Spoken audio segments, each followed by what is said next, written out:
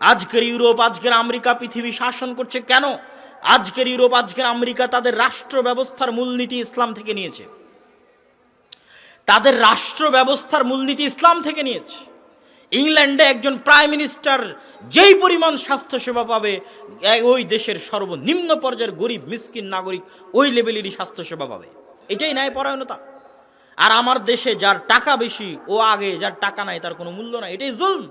তাহলে আমি সালাত, সিয়াম, হজ দিয়ে এই দেশ এবং এই জাতিকে নেতৃত্ব দিতে পারবো? পারবো না। গোলাম থাকবো, মরা পর্যন্ত গোলাম থাকবো। যেমন বানু ইসরাইল গোলাম ছিল, বানু ইসরাইলের উপর বানু ইসরাইল গোলাম ছিল ফেরাউনের। ওই গোলামির চিহ্ন আল্লাহ কোরআনে বলেছে, ইউযাব্বিহুনা আবনাকুম ওয়া ইস্তাহয়ুনা নিসাকুম, যে তোমাদের ছেলেদেরকে জবাই করত। আর আমাদের গোলামির চিহ্ন কোথায়? এরকম লক্ষ লক্ষ মিডিয়ার সামনে, আল জাজিরার সামনে, বিবিসির সামনে, ইনস্টাগ্রাম, ইউটিউব, ফেসবুক, টুইটারের লাইভ ভিডিওর সামনে, সারা পৃথিবীর সকল মানুষের চোখের সামনে, সারা পৃথিবীর 57টা মুসলিম দেশের রাষ্ট্রপ্রধানের সামনে ডেইলি হাজার হাজার মুসলমানের সন্তানকে ফিলিস্তিনে নির্বিচারে হত্যা করা হচ্ছে। তাহলে আমরা যে গোলাম, এর চেয়ে বড় প্রমাণ আপনি আর কি নেবেন? আমরা আজকের যুগের গোলাম আর তারা আজকের যুগের ফেরাউন।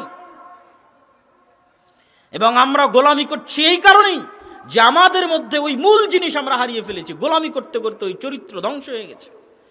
আপনি রাত 12টা 1টার সময় ফ্রান্সের আইফেল টাওয়ারে যান, ফ্রান্সের আইফেল টাওয়ারের আশেপাশে রাত 12টা 1টার সময় যতজন বিড়ি খাচ্ছে, যতজন বিড়িখোর আছে, যতজন গাঞ্জাখোর আছে, মদখোর আছে, জুয়া খেলতেছে, প্রত্যেকটা মুসলমান।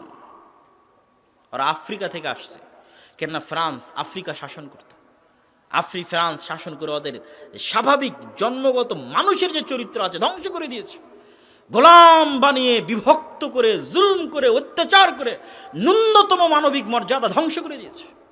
কোনো সাদা চামড়ার পাবেন না যে ওখানে তখন বিড়ি, জুয়া আর মদ নিয়ে আড্ডা করতেছে। আমি বাংলাদেশের কথা বলিনি, সারা পৃথিবীর মুসলমানদের কথা বলছি। বাংলাদেশ, পাকিস্তান থেকে শুরু করে, আফগানিস্তান থেকে শুরু করে, সিরিয়া, ইয়েমেন হয়ে আফ্রিকার যে কোনো কান্ট্রি থেকে যত মুসলমান ইউরোপ এবং আমেরিকায় গেছে, তারা কি পেশাগত জীবনে তারা কি করে? আপনি জরিপ করেন, যত মুসলমান ইউরোপ আমেরিকায় গেছে তারা পেশাগত জীবনে কি করে? তারা কয়জন মেডিকেল কলেজের প্রফেসর, ডক্টর, কয়জন বিজ্ঞান ইনস্টিটিউটের গবেষক, আর কয়জন ট্যাক্সি ড্রাইভার, সুপার শপের দোকানদার, কেয়ার হোমের জব করে কয়জন? আপনি যাচাই করে দেখেন যে মুসলমানদের সামাজিক সোশ্যাল স্ট্যাটাস কোথায়। গোলামি করতে করতে এবং শিক্ষা থেকে দূরে যেতে যেতে তাদের সামাজিক অবস্থান ধ্বংস হয়ে গেছে। আর কেউ তাদেরকে শিক্ষিত করবে না। কেন করবে না? শিক্ষিত হলে মানুষের মধ্যে আত্মমর্যাদা তৈরি হয়, সঠিক শিক্ষা পেলে মানুষের মধ্যে আত্মসম্মান তৈরি হয়, আত্মমর্যাদা তৈরি হয়। তাহলে আজকে যদি বাংলাদেশের মানুষকে আমি সঠিক শিক্ষায় শিক্ষিত করি, তাহলে এদেরকে আপনি আর 500-1000 টাকা দিয়ে বাসে আগুন দিতে পারবেন না। এদেরকে 500-1000 টাকা দিয়ে হরতালের জন্য গাড়ি ভাঙচুর করতে পারবেন না। এদেরকে 500-1000 টাকা দিয়ে ভোট কিনে, ভোট কেন্দ্র দখল করে ভোটের আয়োজন করতে পারবেন না। কিন্তু যখনই তার মধ্যে শিক্ষা নাই, সে মদখোর, জুয়াখোর, গাঞ্জাখোর, তখনই আপনি তাকে 500 এবং 1000 টাকা দিয়ে কিনে নিতে পারবেন। তাহলে আপনাকে শিক্ষিত করলে আমার লস, কিন্তু আপনাকে মদখোর, জুয়াখোর, গাঞ্জাখোর বানিয়ে রাখলে আমার লাভ। আরও একটা লাভ কি? আপনি অশিক্ষিত অবস্থায় যদি মধ্যপ্রাচ্যে যান, তখনও রেমিটেন্স। অশিক্ষিত অবস্থায় যদি ইউরোপ আমেরিকায় যান, গিয়ে লেবারি করেন, তখনও রেমিটেন্স। অতএব আমার কোনো লস নাই। দেশে থাকলে গার্মেন্টস, বিদেশে গেলে রেমিটেন্স। অতএব আপনাকে শিক্ষিত করে আমার ক্ষতি করে লাভ কি? এই একই অবস্থা সারা পৃথিবীর মুসলমানদের। আর মুসলমানদের সবচেয়ে বড় ভয়ঙ্কর জায়গা হচ্ছে মুসলমানরা মনে করে নিয়েছে অবকাঠামোগত উন্নয়ন প্রকৃত উন্নয়ন জিনা। অবকাঠামোগত উন্নয়ন কখনই উন্নয়ন নয় যতক্ষণ না শিক্ষায় উন্নয়ন না হয়, মানব সম্পদে উন্নয়ন না হয়, মানুষের উন্নয়ন না হয়, ততক্ষণ অবকাঠামোগত উন্নয়ন নয়। মসজিদ কমিটি মনে করছে এসি লাগিয়ে উন্নত, টাইলস লাগিয়ে উন্নত। জিনা মসজিদ আপনি স্বর্ণ দিয়ে বানিয়ে দিয়েছেন, আর ওই মসজিদে কোরআন এবং হাদিস শিক্ষার ব্যবস্থা নাই, ওই মসজিদ উন্নত নয়। ওই মসজিদের এসি এবং টাইলস খুলে বাজারে বিক্রি করে মসজিদে দিন শিক্ষার ব্যবস্থা করতে হবে। ওই মসজিদের এসি এবং টাইলস খুলে বাজারে বিক্রি করে দিন শিক্ষার ব্যবস্থা না করতে পারলে ওই মসজিদ কমিটিকে পদত্যাগ করতে হবে। মুসলমানদের আগে বুঝতে হবে শিক্ষার গুরুত্বটা কি। আমরা মুসলমানেরা এবং ইউরোপ আমেরিকার মধ্যে শিক্ষার ডিফারেন্স 500 বছরের ডিফারেন্স। সম্মানিত উপস্থিতি, বলছিলাম যে আমাদের মুসলমানদের স্বাভাবিক চরিত্র বিকৃত হয়ে গোলামির ফলে আমরা সততা, আমানতদারিতা, ন্যায়পরায়ণতা এগুলো থেকে দূরে চলে গিয়ে আমাদের দাওয়াতি মাঠকেও আমরা কলুষিত করে ফেলেছি। অতএব এতক্ষণ যাবৎ যে কথাগুলো বললাম তার সারমর্ম বলে আমি আমার বক্তব্য সামনের দিকে এগিয়ে নিয়ে যাই। এতক্ষণ যাবৎ যা বললাম তার সারমর্মের এক নাম্বার হচ্ছে আমরা যদি দাওয়াত দিতে চাই, দাওয়াত দিতে হবে আল্লাহর দিকে, নির্ধারিত ব্যক্তি, দল, সংগঠন বা অন্য কোনো কিছুর দিকে নয়, সরাসরি আল্লাহর দিকে। 2, সৎ আমল করতে হবে। সৎ আমল কোনটা? আপনি হজ করলেন ওটাই সৎ আমল, সালাত আদায় করলেন ওটাই সৎ আমল? জি না। আগে আপনার মধ্যে সততা, আমানতদারিতা, ন্যায়পরায়ণতা থাকতে হবে, এটা সৎ আমল। মসজিদে থাকতে হবে, মাদ্রাসায় থাকতে হবে, ইসলামী দল, ইসলামী সংগঠনে থাকতে হবে। 3, আমি বলেছি আমরা আজকের যুগের বানু ইসরাইল হয়ে গেছি। বানু ইসরাইল যেমন তাদের স্বভাব চরিত্র গোলামি করতে করতে বিকৃত হয়ে গেছে, আমাদের বিকৃত হয়ে গেছে। 4, আমি উদাহরণ হিসেবে তুলে ধরেছি আল্লাহ কোরআনে কিভাবে দাওয়াত দিয়েছে, আমার নবী তার ইতিহাসে কিভাবে দাওয়াত দিয়েছে। এই 2 উদাহরণ এবং মুসা আর ফেরাউনের দাওয়াতের উদাহরণ দিয়ে তুলে ধরেছি আমাদেরকে কিভাবে দাওয়াত দিতে হবে। এবার চলেন তার পরের আলোচনায় প্রবেশ করি। দাওয়াত দিতে গিয়ে আমাদেরকে যে বিষয়টি মনে রাখতে হবে, যে বিষয়ের প্রতি সবচেয়ে গুরুত্ব দিতে হবে, সেটা হচ্ছে মসজিদ ভিত্তিক দ্বীন শিক্ষা। এখানে মাদ্রাসা হচ্ছে, আপনারা মাদ্রাসা করছেন, যারা উপস্থিত হয়েছেন মাদ্রাসা করছেন, আলহামদুলিল্লাহ, মাদ্রাসা হোক। কিন্তু তারপরেও আমি আপনাদেরকে উদাত্ত আহ্বান জানাবো যে দাওয়াতের ক্ষেত্রে সবচেয়ে গুরুত্ব দিবেন মসজিদ ভিত্তিক দ্বীন শিক্ষা। কেন? এটা আহলে হাদিস হিসেবে বলছি না, হানাফি হিসেবে বলছি না, মুসলমানদের সন্তানের ভবিষ্যৎ প্রজন্মের রক্ষার খাতিরে বলতেছি। আমাদের দেশে যেই শিক্ষা কারিকুলাম চালু হয়েছে, যেই শিক্ষা কারিকুলামে মুসলমানের দেশে, মুসলমানের স্কুলে মুসলমান ছাত্রদেরকে, ছাত্রীদেরকে মুসলমান শিক্ষক দিয়ে সরাসরি ইসলামে হারাম যেই বেহায়াপনা, যেই বেলেল্লাপনা, যেই নাচ, যেই গান ইসলামে সম্পূর্ণরূপে হারাম, সেই হারাম বিধান বাধ্যতামূলক শিক্ষার ব্যবস্থা করা হয়েছে। এইরকম একটা ভয়ঙ্কর পরিবেশে আপনি যদি আপনার ভবিষ্যৎ প্রজন্মকে রক্ষা করতে চান, মসজিদগুলো আবাদ করার কোনো বিকল্প নাই। কোনো মুসলমানের সন্তানকে স্কুলের বারান্দায় পা দিতে দেওয়া যাবে না যতক্ষণ না সে মসজিদের বারান্দা থেকে দ্বীন শিখে না যাচ্ছে। আপনারা যারা বিভিন্ন অঞ্চলে জালসা আয়োজন করছেন, জালসা আয়োজন করা সহজ, ইসলামী সম্মেলন আয়োজন করা সহজ। আগের যুগে যাত্রা হতো, তার আগের যুগে পুঁথি পাঠ হতো, তারপরে মেলা হতো।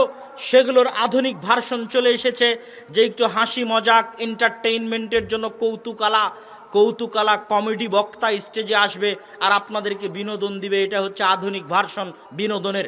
সেই জায়গায় যে আমরা এরকম প্রোগ্রাম আয়োজন করছি দ্বীনের দাওয়াতের জন্য, এটা আল্লাহর অনেক বড় রহমত, যেখানে কোরআন এবং হাদিস ছাড়া অন্য কোনো আলোচনা হচ্ছে না। তবুও এই 1 ঘন্টার বক্তব্যে আমি আপনাদের যতখানি উপকার করতে পারছি, কুমিল্লা, চাঁদপুর, নোয়াখালী মানুষের 1 ঘন্টার বক্তব্যে যতখানি উপকার করতে পারছি, ওয়াল্লাহি আল্লাহর কসম আপনারা এখান থেকে ফিরে গিয়ে নিজ নিজ এলাকায়, নিজ নিজ আত্মীয় স্বজনের এলাকায়, ভাই বোন থেকে শুরু করে, শ্বশুর শাশুড়ি থেকে শুরু করে, মামার বাড়ি, খালার বাড়ি, নানির বাড়ি থেকে শুরু করে যে কোনো এলাকায় মসজিদ ভিত্তিক দ্বীন শিক্ষা বাস্তবায়ন করলে দেশ ও জাতির এর চেয়ে বেশি উপকার হবে ইনশাআল্লাহ। কেন? আমার এই 1 ঘন্টার বক্তব্য আপনার অন্তরে ঈমান দিবে, ইনফ্লুয়েন্স দিবে, ইন্সপায়ার দিবে, তারপরে শেষ।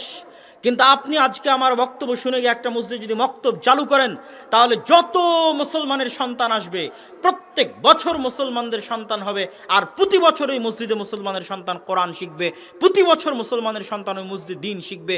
এই যে নন স্টপ সাদাকায়ে জারিয়া চালু হয়ে গেল, শুধু যারা মাদ্রাসায় আসবে তাদের জন্য নয়, সকল মুসলমানের সন্তানের জন্য, যে স্কুলে যেতে চায় তার জন্য, যে কলেজে যেতে চায় তার জন্য, যে ব্রাকে যেতে চায় তার জন্য, যে কেজিতে যেতে চায় তার জন্য, যে ইংলিশ মিডিয়ামে যেতে চায় তার জন্য, সবার জন্য বাধ্যতামূলক করে দিবেন যে হ্যাঁ আসো তোমরা 1 বছর মসজিদে দ্বীন শিখে যাও, কোরআন শিখে যাও। এটা হচ্ছে সর্বশ্রেষ্ঠ দাওয়াতি কাজ, সর্বোত্তম দাওয়াতি কাজ, সবচেয়ে জরুরি দাওয়াতি কাজ।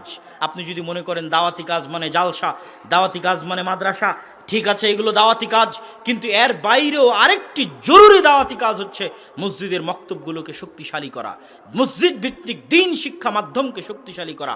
আমি যদি আমার বক্তব্য দিয়ে আপনাকে বুঝাতে অক্ষম হই, তাহলে ব্রাককে দেখেন, ব্রাকের মসজিদ নাই, ওয়াকফ করা জায়গা নাই, দান নাই, সেই ব্রাক ভাড়া করা জমিতে ভাঙ্গা বেড়া ভাঙ্গা টিন দিয়ে 25 থেকে 30 হাজারের বেশি স্কুল সারা বাংলাদেশে পরিচালনা করছে শুধুমাত্র প্রাথমিক লেভেলের শিক্ষা দেওয়ার জন্য।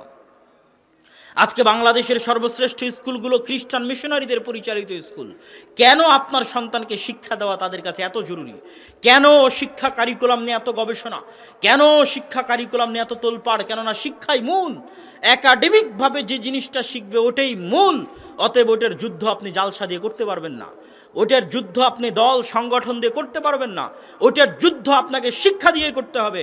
আর এই শিক্ষার সবচেয়ে সুবর্ণ মাধ্যম হচ্ছে মসজিদ ভিত্তিক দিন শিক্ষার ব্যবস্থা করা। মসজিদ ভিত্তিক দিন শিক্ষার কোনো বিকল্প নেই। আপনারা যদি মসজিদ ভিত্তিক দিন শিক্ষার জন্য এগিয়ে আসেন, তাহলে আমরা আল জামিয়া সালাফিয়ার পক্ষ থেকে, আদ-দাওয়া ইলাল্লাহর পক্ষ থেকে আপনাদের পাশে থাকতে চাই। কিভাবে থাকতে চাই সেটা আপনাদের শোনা জরুরি, জেনে থাকা জরুরি যে কিভাবে পাশে থাকতে চাই। আপনি যদি আপনার মসজিদে মক্তব চালু করতে চান, সেখানকার সিলেবাস দেওয়া, উক্ত মক্তবের শিক্ষকের ট্রেনিং দেওয়া, তার যাতায়াত খরচ দিয়ে জামিয়া সালাফিয়ায় নিয়ে গিয়ে যাতায়াত খরচ দিয়ে থাকা খাওয়া দিয়ে ট্রেনিং দেওয়া আমাদের জিম্মেদারি। সিলেবাসের অন্তত 5টা-10টা করে বই আপনার মক্তবে পাঠিয়ে দেওয়া আমাদের জিম্মেদারি। আপনার ওই মক্তবের ম্যানেজমেন্ট সিস্টেমকে ডেভেলপ করা আমাদের জিম্মেদারি। আমরা করছি, এখনও অব্যাহত করছি। আজকে এখনও জামিয়া সালাফিয়া ডাঙ্গিপাড়াতে মক্তবের শিক্ষকদের 3য় ব্যাচের ট্রেনিং হচ্ছে। এর আগে 2য় এবং প্রথম ব্যাচের ট্রেনিং হয়ে গেছে। প্রথম ব্যাচে 35-40 জন, 2য় ব্যাচে প্রায় 70 জন, আর 3য় ব্যাচে প্রায় 25 জন ট্রেনিং নিচ্ছে, যাদের সকলের যাতায়াত খরচ আর দাওয়া ইলাল্লাহ বহন করছে, তাদের থাকা এবং খাওয়া দাওয়া ইলাল্লাহ বহন করছে। হ্যাঁ, আমরা পারতাম যে জামিয়া সালাফিয়ার মতো প্রতিষ্ঠান নিয়ে বসে থাকবো, কিন্তু কেন পারিনি জানেন? আমি জামাল ভাইকে অনুরোধ করব যে আপনি এই প্রতিষ্ঠান নিয়ে বসে থাকবেন না। কেন থাকবেন না জানেন? জাযাকাল্লাহ খায়র, বারাকাল্লাহ ফিক। 2-3টা শুরু করেছে, আপনারা সকলেই বলেন আলহামদুলিল্লাহ। কেন আপনারা বসে থাকবেন না, আমরা কেন বসে থাকবো না, এটাও একটু শুনেন। জামিয়া সালাফিয়ায় যদি 3000 ছাত্র পড়ে, 4000 ছাত্র পড়ে সারা বাংলাদেশের, তাহলে এটা বাংলাদেশের 18 কোটি জনগণের লক্ষ ভাগের, কোটি ভাগের, 1 ভাগের, চুল ভাগের, সরিষা ভাগেরও ভাগ নয়। কথা মানে বুঝতে পারেননি? 18 কোটি জনগণের মধ্যে 3000 ছেড়ে দিলে খুঁজে পাওয়া যাবে? 4000 ছেড়ে দিলে খুঁজে পাওয়া যাবে? আপনি জরিপ পড়েন, হানাফি আহলে হাদিস মিলে যত কওমি আলিয়া মাদ্রাসা আছে সারা বাংলাদেশের জরিপ অনুযায়ী মাত্র 2% বাংলাদেশি ছেলে মেয়ে মাদ্রাসায় যায়। সব মিলে, মানে হানাফি আহলে হাদিস কওমি আলিয়া মিলে মাদ্রাসায় কত পার্সেন্ট ছেলে মেয়ে যায়? 2%। আর 98% ছেলে মেয়ে যায় স্কুলে। তাহলে ওই 2%-এর জন্য মাদ্রাসা নিয়ে যদি আমি বসে থাকি, আর এই বছরে একবারের এই জালসা নিয়ে বসে থাকি, তাহলে জাতির কাছে দিন পৌঁছাতে পারবো না। জাতির কাছে দিন পৌঁছাতে পারবো না। এই জিনিস আমার ব্রেনে ঢুকেছে যখন ইউরোপ এবং আমেরিকা সফর করেছি। তারা শিক্ষা নিয়ে তাদের যে ফোকাস, জ্ঞান নিয়ে তাদের যে ফোকাস, আরে ইউরোপ আমেরিকায় বুর্জ খলিফা নাই, ইউরোপ আমেরিকায় সৌদির মতো বড় রাস্তা নাই, তারপরে ইউরোপ আমেরিকা পৃথিবী শাসন করে কেন? ওদের অক্সফোর্ড আছে, ক্যামব্রিজ আছে, হার্ভার্ড আছে। বুর্জ খলিফা দিয়ে পৃথিবী শাসন করা যায় না। বিনোদন এবং পর্যটন দিয়ে পৃথিবী শাসন করা যায় না। বিনোদন পর্যটন বিক্রি করে সাময়িক 1-2 বছরের জন্য 2 টাকা ইনকাম করা যেতে পারে, পৃথিবী শাসন করা যায় না। পৃথিবী শাসন করতে হলে এরকম উন্নত চরিত্র, ব্যক্তিত্ব লাগবে, শিক্ষা লাগবে, জ্ঞান লাগবে, যেটার পেছনে তারা শ্রম দিচ্ছে। আল্লাহ তাদের উপর দয়া করেছে এই জন্য নয়, আমাদের হাতের কামাই, আমরা ওই জিনিসগুলো অর্জন করতে পারিনি, তারা নিয়ে গেছে, আমাদের থেকে নিয়ে গেছে। এই জন্য আমরা গোলাম আর তারা শাসক। সেখান থেকে আমি বুঝেছি শিক্ষায় ফোকাস দিতে হবে। মুসলমানদের একদম রুট লেভেলে দিনের জ্ঞান পৌঁছে দিতে হবে, আর একদম গ্রাস রুট লেভেলে দিনের জ্ঞান পৌঁছে দেওয়ার এর চেয়ে বড় কোনো মাধ্যম নাই মসজিদ ভিত্তিক দিন শিক্ষা। 140-এর অধিক মসজিদ সফর করেছি। এই জন্য এবছর জালসা সম্মেলন তেমন একটা নাই, করা হয়নি। বিশেষ কিছু মানুষের অনুরোধে জালসা সম্মেলন করেছি। 140টা যে মসজিদ সফর দিয়েছে, ওরকম 140টা জালসা করলে অনেক ইনকাম হতো। সেখানে 140টা মসজিদ সফর দিয়েছি ফি সাবিলিল্লাহ, আল্লাহর সন্তুষ্টির জন্য, নিজের খরচে, মুসলমানের সন্তানের মধ্যে মসজিদ ভিত্তিক দিন শিক্ষার লক্ষ্যে, সচেতনতা তৈরির লক্ষ্যে। এবং 300-র অধিক মক্তব আমরা উদ্বোধন করেছি। আমাদের আগামীকালও সফর আছে দিনাজপুরে। সফর মানে জালসানা, যে কেউ গেলে আমাকে হাদিয়ে দিবে, ঢাকা থেকে দিনাজপুর যাতায়াতের খরচ আমাকেই বহন করতে হবে, যেভাবেই হোক বহন করতে হবে, হয়তো আপনাদের এই জালসা থেকে যে হাদিয়ে পাবো সেটা খরচ হয়ে যাবে। এটা এমনি মজাক করে বললাম, তো যেভাবেই হোক সেটা খরচ হয়ে যাবে। তো এই যে নিজের খরচে বাংলাদেশের বিভিন্ন কোনায় কোনায় গিয়ে, প্রান্তে প্রান্তে গিয়ে মসজিদ ভিত্তিক দিন শিক্ষাকে শক্তিশালী করার এই জাজবা, এই আবেগ, এই অনুভূতি আপনারা অনুভব করার চেষ্টা করবেন। আর সর্বোপরি আপনাদের কাছে আবেদন যে আমাদের মসজিদ ভিত্তিক দিন শিক্ষার যে সিলেবাস আছে, এই সিলেবাসকে মূল্যায়ন করবেন। ওসমানী কায়দা আছে, আদর্শ শিক্ষা আছে, মূল্যায়ন করবেন। ফিকহুস সালাফ নামে একটি নতুন বই বের হয়েছে আমাদের গবেষণাগার থেকে। অনেকেই বলে যে আহলে হাদিসরা ফেকা মানে না, বলে না? বলে না? আপনাদের এই অঞ্চলে আরও বেশি বলে যে আহলে হাদিসদের ফেকা নাই, বলে না? বলে না? বলে। তো আহলে হাদিসরা ফেকা বলতে কি বুঝায়, সালাফিরা ফিকহ বলতে কি বুঝায়, এটার জন্যই আমাদের গ্রন্থ হচ্ছে ফিকহুস সালাফ। ভারত উপমহাদেশের একজন বিখ্যাত আহলুল হাদিস আলেম নওয়াব সিদ্দিক হাসান খান ভূপালী, 250-300 বছর আগে ভারত উপমহাদেশে জন্ম নেওয়া আহলে হাদিস আলেম, যার প্রায় 300-র অধিক বই আছে আরবি ভাষায় লিখিত। নওয়াব সিদ্দিক হাসান খান ভূপালীর 300-র অধিক বই আছে শুধু আরবি ভাষায় লিখিত, ভারতের আহলে হাদিস আলেম। আমরা যদি মনে করি, কেউ মনে কষ্ট নেবেন না যে আমরা মদিনা থেকে পড়ে এসে আজ প্রথম তাওহীদের দাওয়াত দিচ্ছি চাঁদপুরে, জি না। আমরা যেই দিন মদিনা বিশ্ববিদ্যালয় তৈরি হয়নি, যেই দিন সৌদি আরব প্রতিষ্ঠা হয়নি, সেই দিনও এই দেশের মাটিতে তাওহীদের দাওয়াত দেওয়া হয়েছে। তার জ্বলন্ত উদাহরণ হচ্ছে এই বইগুলো, তার জ্বলন্ত উদাহরণ হচ্ছে নওয়াব সিদ্দিক হাসান খান ভূপালী, তার জ্বলন্ত উদাহরণ হচ্ছে শাহ ইসমাইল শহীদের লেখা তাকবিয়াতুল ঈমান। 250 বছর আগে তাওহীদের উপর ভারতের মাটিতে বসে শিরকের বিরুদ্ধে কি পরিমাণ শক্তিশালী লেখনী লেখা যায়, সেটা তাকবিয়াতুল ঈমান না পড়লে মানুষ বুঝতে পারবে না। উর্দু ভাষায় লিখিত বই, হয়তো বাংলাতে অনুবাদ পাওয়া যাবে তাকবিয়াতুল ঈমান নামে, আরবিতে অনুবাদ হয়েছে রিসালাতুত তাওহীদ নামে। তো আমরা আজকে আপনার চাঁদপুরে তাওহীদের দাওয়াত দিচ্ছি, জি না। গত 250, 200, 300 বছর থেকে ভারত উপমহাদেশের আহলুল হাদিস আলেমরা দাওয়াত দিয়ে যাচ্ছে। তাদের সেই ইতিহাস, সালাফদের সেই স্মৃতিচারণকে লক্ষ্য করে এবং আহলুল হাদিসদের ফিকহ যদি আপনি অনুভব করতে চান, তাহলে এই বইটি আপনাদের জন্য অতীব জরুরি, অতীব জরুরি। এই বইটি আমি আপনাদেরকে নেওয়ার উদাত্ত আহ্বান জানাচ্ছি। আবারও চলে আসি যে আপনারা দাওয়াতি কাজ করবেন, দাওয়াতি কাজ করতে গিয়ে সবার আগে কোন বিষয়টাকে ফোকাস দিবেন? মসজিদ ভিত্তিক দিন শিক্ষা। মসজিদ ভিত্তিক দিন শিক্ষা ফোকাস দিতে গিয়ে সবার আগে ফোকাস দিবেন কোরআন, তারপরে ফোকাস দিবেন মৌলিক দিন শিক্ষা। কোরআন কেন? আমি আব্দুল্লাহ ঘন্টার পর ঘন্টা বক্তব্য দিয়ে যত মানুষকে হেদায়েত করতে পারবো, জাকির নায়েক লক্ষ বক্তব্য দিয়ে যত মানুষকে হেদায়েত করতে পারবে, এরকম কোটি জাকির নায়েক, কোটি আব্দুর রাজ্জাক বিন ইউসুফ যত মানুষকে হেদায়েত করতে পারবে, কোরআন একাই তার চেয়ে বেশি মানুষকে হেদায়েত করতে পারবে। ভাই, হয় না কেন? আফালা ইয়াতাদাব্বারুনাল কোরআন আম আলা কুলুবিহিম আকফাল। হয় না কেন? এরা তো কেউ কোরআন বুঝেও না, বুঝার চেষ্টাও করে না, এই জন্য হয় না।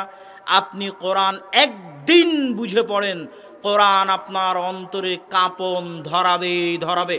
কোরআন আপনার চোখ দিয়ে পানি বের করবেই করবে। কোরআন আপনার অন্তর নরম করবেই করবে।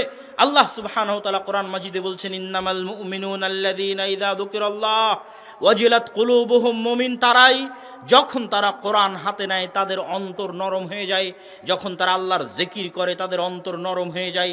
ওয়াইদা তুলিয়াত আলাইহিম আয়াতুহু যাদাতহুম ঈমানা। যখন তারা কোরআনের আয়াত পড়ে তাদের ঈমান বৃদ্ধি পায়, তাদের ঈমান বেড়ে যায়। আর এক আয়াতে আল্লাহ সুবহানাহু ওয়া তাআলা বলছেন, তাকশাইরু জুলুদুহুম। কোরআন যখন পড়ে তখন মানুষের চামড়া শিউরে ওঠে। তালিনু কুলুবুহুম, অন্তর নরম হয়ে যায়। এটা কোরআনের শক্তি, কোরআনের পাওয়ার, কোরআনের ক্ষমতা। আর আমাদেরকে কোরআনের কাছে আসতে দেয় না, কোরআনের পাশে আসতে দেয় না কে? শয়তান। কে দেয় না? শয়তান। উপস্থিত যত মুসল্লি আছেন, বক্তব্য শুনলেন দাওয়াতের উপর। দাওয়াতের একটি অন্যতম এবং আমাদের আজকের আলোচনার শেষ পয়েন্ট হচ্ছে কোরআন। যে কোরআন যে দাওয়াতি মাধ্যমে আমাদের ব্যবহার করতে হবে, এটা আমরা ভুলে গেছি। তো কোরআনকে যে আমাদের গুরুত্ব দিতে হবে, এটা বলতে গিয়ে আপনাদের বলতে চাচ্ছি যে কোরআনের সবচেয়ে বড় শত্রু শয়তান। আপনারা যারা বসে আছেন, আমি বক্তব্য দিচ্ছি, আমি যদি গত 1 মাস 2 মাস থেকে কোরআনে হাত দিয়ে না থাকি, তাহলে 1-2 মাস যাবৎ শয়তান আমাকে কোরআনে হাত দিতে দেয়নি। কে দেয়নি? শয়তান। আপনার বাড়িতে যদি গত 2-3 মাস থেকে কোরআন তেলাওয়াত না হয়ে থাকে, তাহলে কে পড়তে দেয়নি? শয়তান পড়তে দেয়নি। কেন? শয়তান কেন চায় না যে আপনি যেন কোরআন না পড়তে পারি? ভাত খেতে বসলাম আগে বিসমিল্লাহ, পানি পান করতে বসলাম বিসমিল্লাহ, ভালো কাজে বিসমিল্লাহ, আর কোরআন পড়ার আগে আল্লাহ শিখিয়ে দিলেন বলো আউযুবিল্লাহ, ফাস্তাইজ মিনাশ শাইতানির রাজিম, বলো আউযু বিল্লাহি মিনাশ শাইতানির রাজিম। কেননা কোরআন তুমি হাতে নিয়ে স্থির থাকতে পারবে না। ঘন্টার পর ঘন্টা ফেসবুক চালাচ্ছেন, শয়তান কোনো ডিস্টার্ব দেয় না? ডিস্টার্ব দেয়? ঘন্টার পর ঘন্টা চায়ের স্টলে বসে আড্ডা দিচ্ছেন, শয়তান ডিস্টার্ব দেয় না? আপনি এখনই কোরআন হাতে নিয়ে বসেন, শয়তান আপনাকে কোরআন পড়তে দিবে না? কত জরুরি কাজ আপনার ব্রেনে আসবে, মোবাইলে মেসেজ আসবে, মানুষে ফোন দিবে, অন্য একটা কাজের কথা মনে হবে, স্ত্রী পুত্র আসবে, ছেলে মেয়ে আসবে, কোরআন পড়তে পারবেন না। কিন্তু কোরআন আমাদের পড়তেই হবে, কোরআন আমাদের শিখতেই হবে, কোরআন আমাদের বুঝতেই হবে। যদি আমরা আমাদের ঈমান তাজা রাখতে চাই, যদি আমরা আমাদের ঈমানকে মরতে না দিতে চাই, মানুষের অন্তরে কোরআনের আলো জ্বালাতেই হবে। এই জন্য কোরআনকে গুরুত্ব দিতে হবে। তো শয়তান কেন কোরআনের পাশে আসতে দিতে চায় না? আলহাকুমুত তাকাসুর হাত্তা যুরতুমুল মাকাবির। শয়তান তোমাদেরকে ভুলিয়ে রাখতে চায় খেলনা দিয়ে, খেল তামাশা দিয়ে। শয়তানের খেলনা কি, খেল তামাশা কি? এই দুনিয়ার চাকচিক্য, অর্থের মোহ। ছোট বাচ্চা যেমন মায়ের দুধের কথা আপনি ভুলিয়ে রাখতে চান খেলনা দিয়ে, ঠিক শয়তান তেমন আপনাকে ভুলিয়ে রাখতে চায় যেন আপনি মরার কথা স্মরণ করতে না পারেন।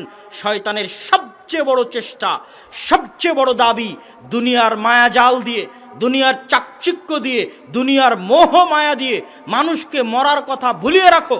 আজকের যুবকেরা যারা ফ্রি ফায়ারে আসক্ত, পাবজিতে আসক্ত, টিকটকে আসক্ত, মোবাইলে আসক্ত, ঘুমাতে ঘুমাতে মোবাইল, ঘুম থেকে উঠে মোবাইল, এদের কি মরার কথা স্মরণ করার সময় আছে? সময় নাই। এটাই শয়তানের ষড়যন্ত্র। একে ষড়যন্ত্র থেকে বাঁচাবে কোরআন। ও যদি কোরআন, আল্লাহর ওয়াস্তে যদি কোরআন বুঝতে পারতো, আল্লাহর ওয়াস্তে যদি কোরআন পড়তে পারতো, ওর অন্তর নরম হতো, ওর অন্তর কাঁপতো, ওর অন্তর আল্লাহর ভয়ে থরথর করে কেঁপে উঠতো, শয়তানের ষড়যন্ত্র বুঝতে পারতো। অতএব সম্মানিত, আল্লাহর বৈশিষ্ট্য অনুযায়ী বানু ইসরাইলের চরিত্র ত্যাগ করে সত্যবাদিতা, আমানতদারিতা, ন্যায়পরায়ণতা প্রতিষ্ঠিত করতে হবে। দাওয়াত দিতে হবে, মসজিদ ভিত্তিক দ্বীন শিক্ষার মাধ্যমে দাওয়াত শুরু করতে হবে। কোরআনের দাওয়াত, কোরআনের জ্ঞান মানুষের মধ্যে পৌঁছে দেওয়ার মাধ্যমে।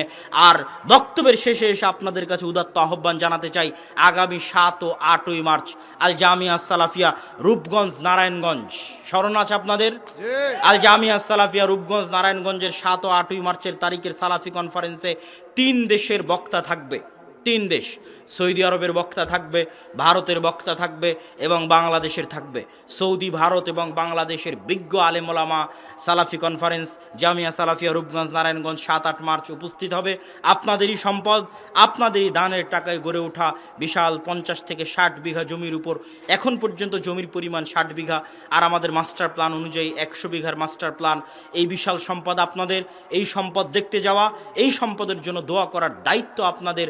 অতএব উক্ত 7 এবং 8ই মার্চের অনুষ্ঠানে আপনাদের উপস্থিতির উদাত্ত আহ্বান জানিয়ে এবং আপনাদেরকে যে বইগুলোর কথা বললাম, এই বইগুলো এবং মসজিদ ভিত্তিক দ্বীন দাওয়াতি শিক্ষার উদাত্ত আহ্বান জানিয়ে, এবং যে অনুষ্ঠানে আমরা এসেছি তাওহিদ একাডেমি অ্যান্ড ইসলামিক সেন্টার, এই প্রতিষ্ঠানে সহযোগিতা করা, এই প্রতিষ্ঠানে সন্তান দেওয়ার উদাত্ত আহ্বান জানিয়ে আমি আমার আজকের আলোচনা শেষ করছি। আল্লাহর নিকটে এই দোয়া করে যে, হে আল্লাহ, আজকে যারা এই অনুষ্ঠানে উপস্থিত হয়েছে আপনি সকলকে ক্ষমা করুন, আল্লাহুম্মা আমিন।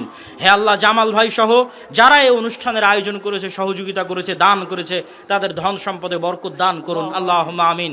হে আল্লাহ, যারা এই অনুষ্ঠান আয়োজন করেছে, এই প্রতিষ্ঠান পরিচালনা করছে, তাদেরকে আসমানি জমিনি যে কোনো বালা মুসিবত থেকে হেফাজত করুন, আল্লাহুম্মা আমিন। হে আল্লাহ, আপনি আমাদেরকে মৃত্যু পর্যন্ত ঈমানের সাথে, কোরআনের সাথে এবং সঠিক আকীদা ও আমলের সাথে সম্পৃক্ত থাকার তৌফিক দান করুন, আল্লাহুম্মা আমিন। এই দোয়া, এই দাবি আল্লাহর দরবারে রেখে আজকের বক্তব্য এখানে শেষ করছি। ওয়া আখিরু দাওয়ানা আনিল হামদুলিল্লাহি রাব্বিল আলামিন। আসসালামু আলাইকুম ওয়া রাহমাতুল্লাহি ওয়া বারাকাতুহু।